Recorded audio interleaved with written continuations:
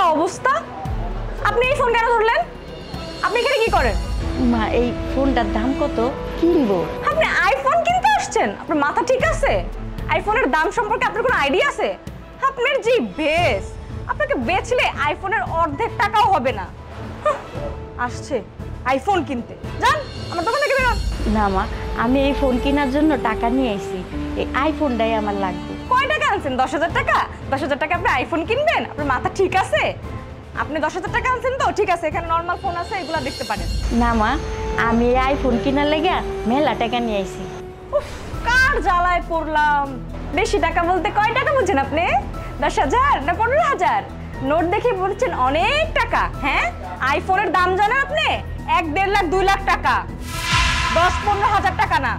মাথা খায়েন না আমার জান। আপনার কি লজ্জা শরম নাই?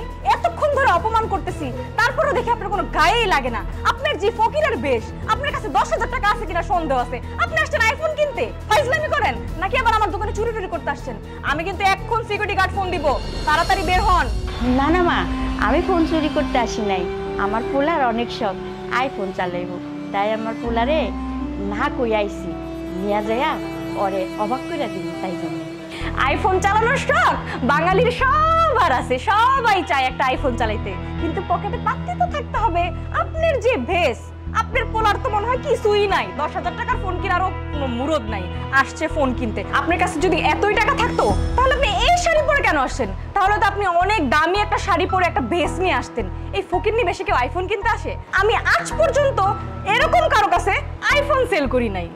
এরকম বেস নিয়ে আসছেন আপনি আইফোন কিনতে, আমার সাথে ফাইজলামি করেন? মাগো, তুমি এমন করে কথা কইতাছো কেন?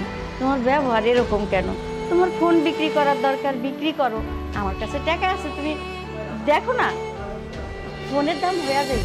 এই তুই ফাইজলামি শুরু করছিস? তুই এতক্ষণ ধরে অনেক ভালোভাবে বুঝাইছে, কিন্তু এখন কিন্তু আর বুঝাইতে পারতেছি না।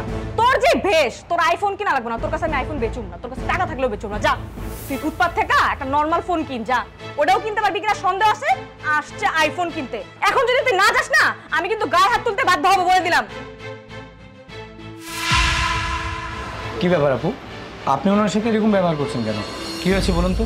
আরে ভাই দেখেন না, কি একটা বেশ নিয়ে আসছে, সে বলে নাকি আইফোন কিনবে, শুধু শুধু আমার মাথাটা খাচ্ছে। আরে আপু, উনি তো আপনার কাস্টমার, তাই না? আর আপনি এরকম ব্যবহার করছেন কেন? কাস্টমার হচ্ছে লোক কি? হ্যাঁ ভাই, আপনি দেখেন না, তার ভেস দেখেন, দেখে মনে হয় যে সে আইফোন কিনতে পারবে। আপনি টাকা নিয়ে আসছেন?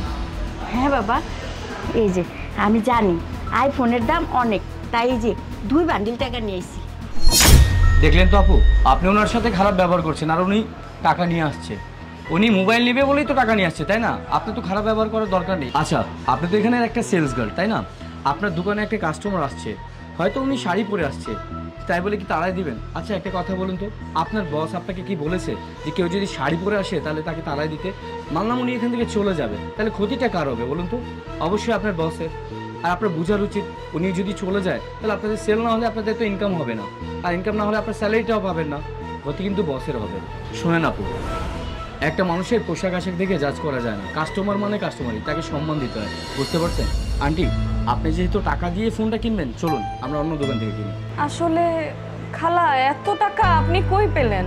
মাগো, আমি গ্রামে থাকি, আমার 3টা গাভী আছে। একটা গরু আমাকে 10 লিটার করে দুধ দেয়।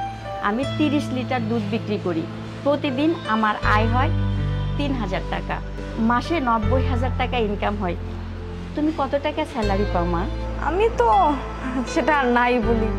থাক খালা, আমার ভুল হয়ে গেছে, আমাকে মাফ করে দিবেন। আপনি আইফোন নেবেন? নেন, এই ফোনটা না আপডেট, আপনি নিতে পারেন। তাহলে চলেন খালা, আমরা যাই অন্য দোকানে, ওখান থেকে ফোন নিব। না না ভাইয়া প্লিজ, রাগ করে না ভাইয়া, আমার বুঝতে ভুল হয়েছে ভাইয়া, সরি সরি ভাইয়া, প্লিজ এই দোকান থেকেই নেন ভাইয়া, প্লিজ আপনি যায় না ভাইয়া, এই দোকান থেকেই নেন, আমি অনেক খুশি হব ভাইয়া, প্লিজ সরি, আমার ভুল হয়ে গেছে।